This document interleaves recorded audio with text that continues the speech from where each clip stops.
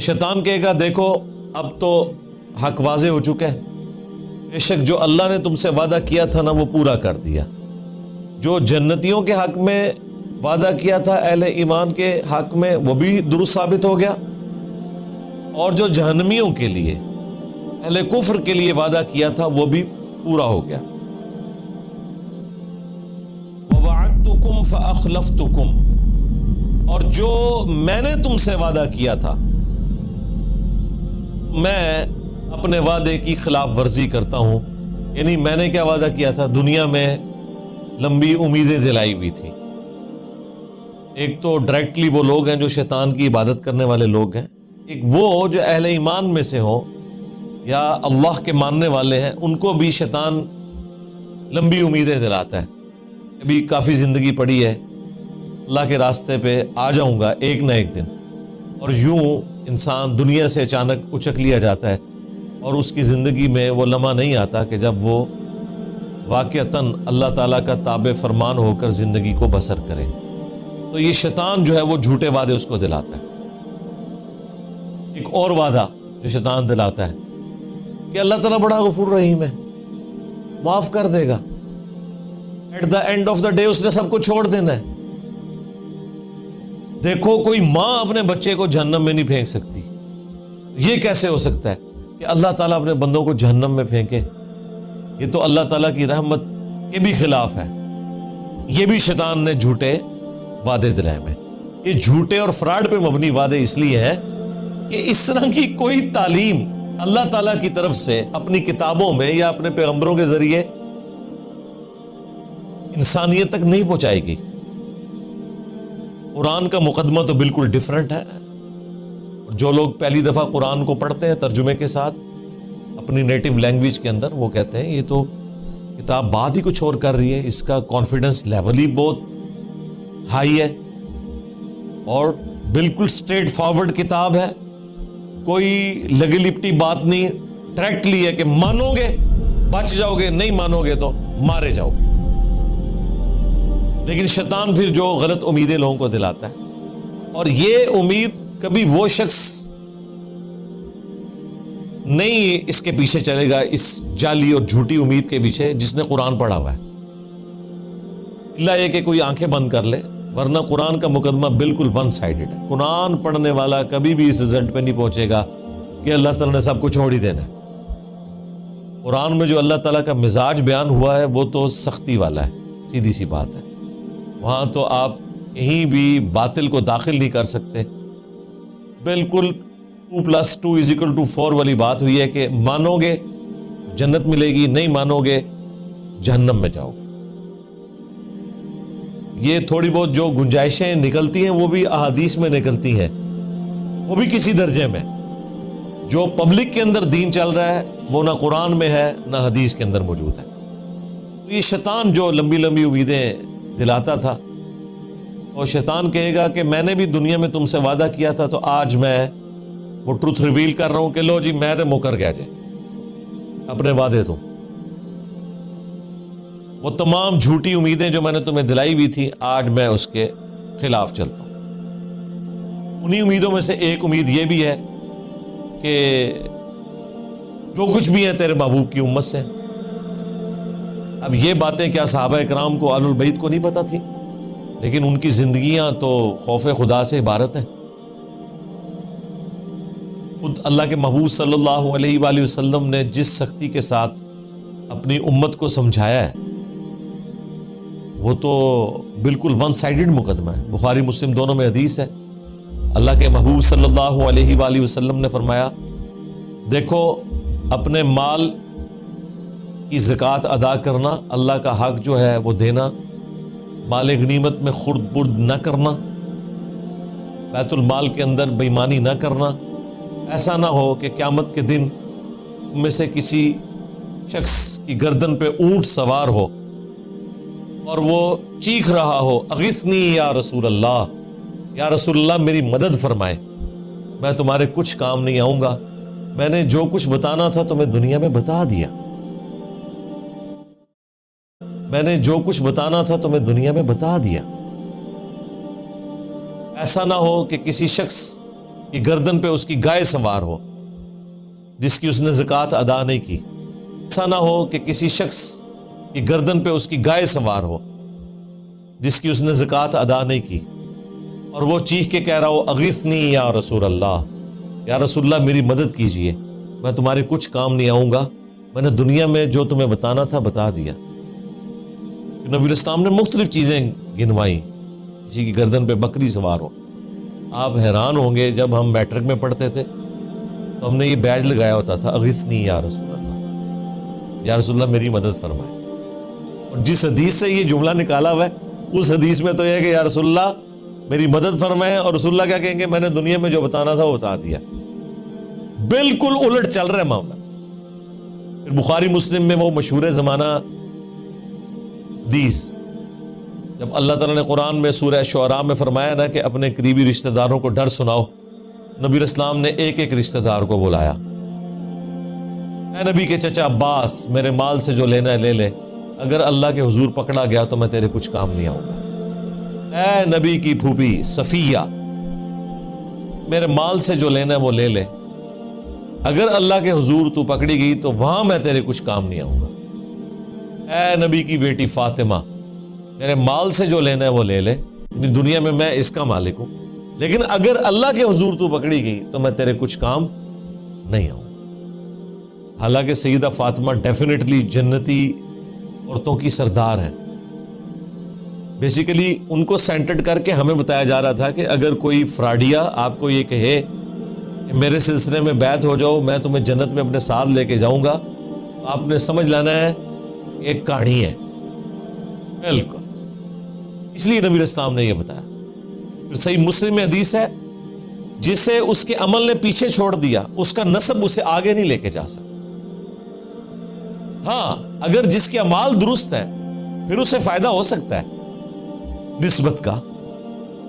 پھر حسن و حسین ہی جنتی نوجوانوں کے سردار ہے، نبی علیہ السلام کی بیٹی ہی جنتی عورتوں کی سردار ہے، لیکن یہ صرف نسبت کی وجہ سے نہیں ہے، اعمال بھی ایسے۔ دوسری طرف حضرت نوح علیہ السلام کا بیٹا، نسبت کوئی کام نہیں آئی کیونکہ اس کے عمل نے اس کو پیچھے چھوڑ دیا۔ تو شیطان قیامت کے دن اعلان کر دے گا جو میں نے دنیا میں تم سے وعدہ کیا تھا نا، میں تو آج اعلان برات کر رہا ہوں تم سے، یعنی دیکھیں اینڈ ٹائم پہ آ کے وہ دھوکہ دے جائے گا۔ ہمیں تو ویسے دنیا میں ہی پتا ہے، اور یہ اللہ تعالیٰ کی شفقت ہے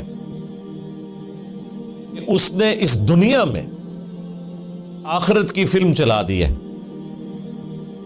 یعنی یہ ہونے کے بعد اگر پتہ چل رہا ہو تو انسان کہے گا کاش مجھے دنیا میں پتہ چل جاتا نا تو میں اپنا راستہ درست کر لیتا۔ تو سرکار دنیا میں پتہ چل چکا ہے، پیپر آؤٹ ہو چکا ہے، اس کے جوابات بھی بتا دیے گئے ہیں، صرف پیپر نہیں آؤٹ ہوا، جواب بھی بتا دیے گئے۔ اب کوئی شخص خود ہی بدبخت ہے کہ وہ پیغمبروں کا راستہ چھوڑ دے اور شیطان کے راستے کے اوپر چلے۔ بھی تو جناب ذرا اگلے الفاظ سنیں، وَمَا كَانَ لِيَ عَلَيْكُم مِّن سُلْطَان، اور مجھ میں تو ایسی کوئی قدرت نہیں تھی تمہارے معاملے میں کہ میں تم پر کوئی زور زبردستی کر سکتا، الا ان دعوتکم، سوائے اس کے کہ میں تمہیں دعوت دیتا تھا۔ نہیں جی، یہ مقدمہ بھی بالکل کلیئر ہے۔ جو لوگ دنیا میں کہتے ہیں کہ ہم سے شیطان نے یہ کام کروایا اور اس کی پلی لیتے ہیں، کیا خود ہوتا ہے، شیطان نے اس حوالے سے تو کروایا ہوتا ہے کہ وہ دعوت دیتا ہے، اس حوالے سے شیطان نے نہیں کروایا ہوتا کہ وہ زبردستی کرواتا ہے۔ یہ ذہن میں رکھیے گا، وہ صرف دعوت دیتا ہے۔ وہ تو یوسف علیہ السلام نے بھی کہا تھا کہ شیطان نے میرے بھائیوں اور میرے درمیان جدائی کر دی، لیکن یوسف علیہ السلام کے کہنے کا مقصد یہ نہیں تھا کہ میرے بھائی بے قصور ہیں، نہ، انہوں نے معافی مانگی ہے، دعوت دی شیطان، ظاہر شیطان نے تو دعوت دینی ہے۔ تو یہاں پر واضح ہے کہ شیطان قیامت کے دن کہے گا کہ مجھے تم پر کوئی زور نہیں تھا سوائے اس کے کہ میں تمہیں صرف بلاتا تھا برائی کی طرف۔ اور دنیا میں اچھائی کی طرف بلانے والے لوگ اور وہ سگنلز زیادہ آتے ہیں آپ کی زندگی میں ایز کمپیئر ٹو برائی کے۔ اگر آپ لسٹ ڈاؤن کریں اپنے بچپن سے لے کے جوانی تک، ماں باپ، رشتہ دار، ٹیچرز، دوست، احباب، زیادہ تر لوگ آپ کو اچھائی کی طرف بلا رہے ہوتے ہیں. وہ لوگ بھی جو خود برائی پہ چل رہے ہوتے ہیں نا، وہ بھی آپ کو اچھائی کا ہی درس دے رہے ہوتے ہیں. تو سگنلز تو وہاں سے بھی آ رہے ہوتے ہیں. یہ تو انسان کی اپنی مرضی ہے نا کہ وہ اچھا سگنل لیتا ہے یا برا سگنل لیتا ہے. تو شیطان صرف دعوت دیتا تھا دنیا میں، زور کوئی نہیں تھا. اس کو میں ایک مثال سے سمجھاتا ہوں اکثر. اگر زمین و آسمان کے سارے شیاطین مل کے سب سے بڑے بے نمازی کو بھی نماز پڑھنے سے روکنا چاہے، اور دوسری طرف گورنمنٹ کی طرف سے اناؤنسمنٹ ہو جو مسجد کی پہلی صف میں جماعت سے نماز ادا کرے گا اسے $1000 دیے جائیں گے، دوسری صف والے کو $500، اسی صف والے کو $300. سارے شیاطین مل کے بھی ایک بے نمازی کی نماز نہیں چھڑوا سکتے. پھر وہ شیطان کا زور کہاں چلا گیا؟ اس وقت بھی شیطان دعوت دے رہا ہوگا، لیکن جب انسان کو اپنا نفع نقد نظر آ رہا ہے نا، تو شیطان تے شاہی کوئی نہیں سرکار، جو نفع نقد نظر آ جائے. اللہ کے جو کمیٹڈ بندے ہیں، اللہ کے اولیاء ہیں، اللہ کے نیک بندے ہیں، اللہ کا خوف رکھنے والے لوگ ہیں، انہیں آخرت بھی نقد نظر آ رہی ہوتی ہے اپنے سامنے. اس لیے وہ اس طرح کے گناہوں سے بچ جاتے ہیں، برائی کے اعمال سے بچ جاتے ہیں، اور نیکیوں پہ ان کو استقامت نصیب ہو جاتی ہے. اس کا سائملٹینیس کنٹراسٹ، اگر گورنمنٹ یہ اناؤنسمنٹ کرے کہ جس نے فجر کی نماز جماعت سے نہ پڑھی اسے 15 منٹ کے لیے ایک گرم تندور میں الٹا لٹکایا جائے گا دنیا کے اندر ہی، پھر بھی آپ دیکھیں کوئی شخص سستی کا شکار نہیں ہوگا. اگر واقعی ایسا ہو جائے، آپ اپنے ملکوں میں دیکھ لیں، یہاں کے بگڑے ہوئے لوگ جب یورپ اور امریکہ میں جاتے ہیں کوئی قانون کی خلاف ورزی نہیں کرتے. انہیں پتہ ہے یہاں پہ سگنل توڑنے کے اوپر اتنا بڑا جرمانہ ہے، اور وہاں 15-20 سال گزارنے کے بعد پاکستان میں جیسے ہی لینڈ کرتے ہیں فوراً یہاں پہ قانون توڑنا شروع کر دیتے ہیں. دنیا میں بھی ہم نے دیکھ لیا کہ جب چیک ہوتا ہے نا آپ کے اوپر، فزیکل چیک، پھر یہ انٹلیکچوئل جو چیک ہے یہ خود بخود ختم ہو جاتا ہے. جو مرضی آپ کو برائی کی طرف ابھارے آپ وہ برائی نہیں کریں گے. تو شیطان بھی قیامت کے دن کہے گا مجھے تم پر کوئی زور نہیں تھا. آج تک کبھی ایسا نہیں ہوا کہ کوئی شخص نماز پڑھنے کے لیے مسجد میں جائے اور اس کے سامنے شیطان فزیکلی مسجد کے دروازے پہ کھڑا ہو اور کہ میں اندر نہیں جانے دینا، نیور، یا وہ بازو سے پکڑ کے کہیں اور پھینک دے. ایسا کبھی بھی نہیں ہوگا، اسے زور ہی کوئی نہیں ہے. اور یہ بھی نہیں ہوگا کہ اذان کی آواز سن کر آٹومیٹکلی آپ کے قدم مسجد کی طرف چل پڑے. وہ اللہ نے آپ کو اختیار دیا ہوا ہے، اسی کے بدلے آپ کو جنت ملنے والی ہے. اتنا آسان کام ہوتا تو پھر ٹیسٹ تو ختم ہو جاتا، پھر جنت اور دوزخ والا معاملہ تو ختم ہو جاتا. بخاری مسلم میں حدیث ہے، اللہ تعالیٰ نے جنت کو ناگوار چیزوں سے ڈھانپ رکھا ہے اور دوزخ کو خوشگوار چیزوں سے ڈھانپ رکھا ہے. جنت کو ناگوار چیزوں سے ڈھانپ رکھا ہے اور دوزخ کو خوشگوار چیزوں سے ڈھانپ رکھا ہے. یعنی جنت تک پہنچنے کے لیے آپ کو ناگوار چیزوں کا سامنا کرنا پڑے گا. نمازوں کی مشقت، غسل کی مشقت، روزوں کی مشقت، حلال اور حرام میں تمیز کرنے کی مشقت، یہ ساری ناگوار ہے طبیعت کے اوپر چیزیں. اور جہنم کو اللہ تعالیٰ نے خوشگوار چیزوں سے ڈھانپ رکھا ہے. یعنی تمام شہوات، گناہ کے کام جن میں دنیا میں اللہ نے لذت رکھی ہوئی ہے، وہ ہمارے ٹیسٹ کے طور پہ وہ جہنم یعنی دوزخ میں لے جانے والا. اور اس کی ایکسپلینیشن اس حدیث سے ہوتی ہے مشہور زمانہ، جامعہ ترمذی، ابو داؤد، نسائی، ابن ماجہ میں حدیث ہے. حضرت جبرائیل علیہ السلام کو اللہ تعالیٰ نے فرمایا جب جنت کو پیدا کیا جا کے جنت کو دیکھ کے آؤ. وہ واپس آئے, انہوں نے کہا یا اللہ مجھے نہیں لگتا کہ کوئی شخص تن من دھن نہیں لگا دے گا اس جنت میں پہنچنے کے لیے, کوئی ایسا شخص نہیں ہوگا, سارے کے سارے اس جنت کے لیے کوشش کریں گے. پھر اللہ تعالیٰ نے جنت کو ناگوار چیزوں سے ڈھانپ دیا اور حضرت جبرائیل علیہ السلام سے کہا کہ اب ذرا جنت کو دیکھو جا کے. انہوں نے جب دیکھا نا کہ جنت تک پہنچنے کے لیے یہ ہرڈلز عبور کرنی پڑیں گی, مشقتیں اٹھانی پڑیں گی, حلال اور حرام میں تمیز کرنی پڑے گی. واپس آئے تو اللہ تعالیٰ نے فرمایا کہ سنا. انہوں نے کہا یا اللہ مجھے نہیں لگتا کہ کوئی شخص جنت میں پہنچنے میں کامیاب ہوگا, جتنا مشکل ٹیسٹ رکھتی ہے. پھر اللہ تعالیٰ نے جہنم کی طرف بھیجا, واپس آئے, پوچھا ان کا یا اللہ کون بدبخت ہوگا جو اس جہنم کے لیے کوشش کرے گا, مجھے تو نہیں لگتا کہ کوئی شخص ایسا عمل کرے کہ جہنم تک پہنچ جائے.